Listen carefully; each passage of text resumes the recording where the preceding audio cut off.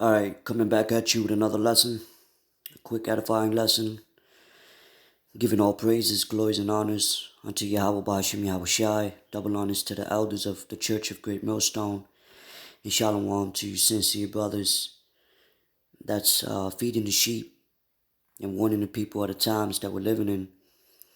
And this is your brother Kodash Paya, and I just wanted to get into a swift lesson via update on basically what's colliding with these protests that's been going on throughout the world.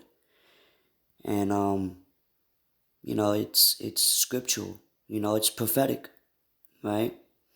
Of these, nations with their, the uprising of the people within those countries, the overseas. It's in South America, and this one is just one of many, and these are all happening, for similar situations, which is economy based. Like right here says, economic crisis looms as protests rage in Lebanon over, I believe it was the rising of the gas, prices. Um, you have, recently another one with Iran, protests, and then you have this article. It tells you with no end to unrest in sight, Hong Kong's economic pain deepens. And, these are all due to, the tariffs that's been going on, you know, due to even trade wars. I mean, you just had the BRIC nations, which is Brazil, Russia, India, China, and South Africa.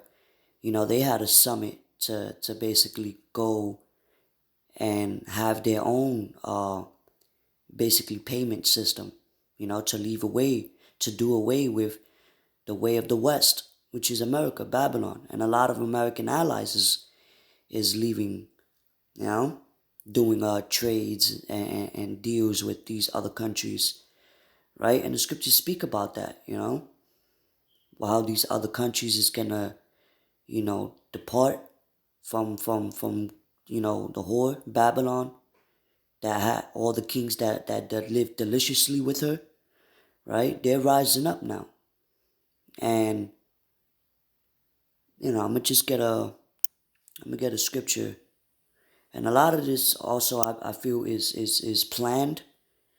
Is all planned out as well. You have agent provocateurs and you know members of NATO undercover feds going in and basically plotting for these mass riots to deflate the economy so that way a lot of countries would have to only rely on America and its allies. You see, so it's all strategic as well. This is the book of 2nd Esdras 15 and 15. It says, "For the sword and their destruction draweth nigh, and one people shall stand up and fight against another, and swords in their hands." And you have, the scriptures speak about a house divided against itself, it shall not stand. So if you have uproars of the people, eventually there has to be either new laws to come into place, or the people is going to, just wreak havoc. You know what I mean? That happened during the time of Rome, where they fell and was destroyed from the inside out, right? And also, one people shall stand against another. It tells you, "For there shall be sedition among men, and invading one another.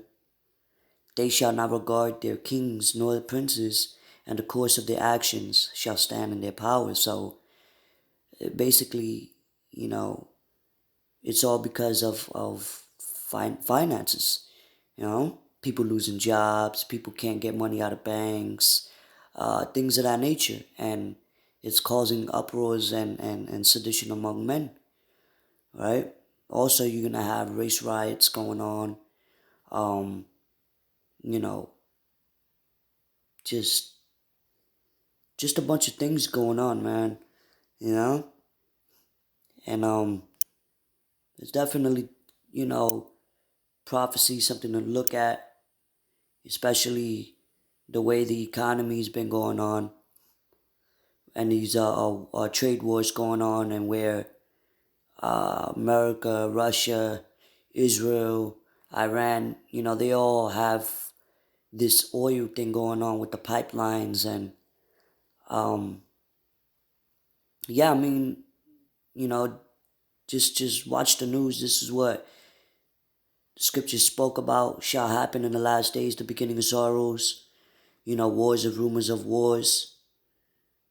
Nation shall rise against nation. You know, we see these things happening, right? And then it's all for that whole digital currency at the end of the day, right? Which is this RFID chip. You know, that shall be that great climax. So, you know, Job 21, 24 and 1, do they that know him not see his days? So we see the time speaking, right? The vision is yet for an appointed time. So, you know, keep watching, keep updating the sheep about what's happening. And you brothers could definitely read into these articles, you know, the New York Times. And, I mean, you could just Google it, but I hope this, you know, update was edifying. Until next time, I'm going to say shalom.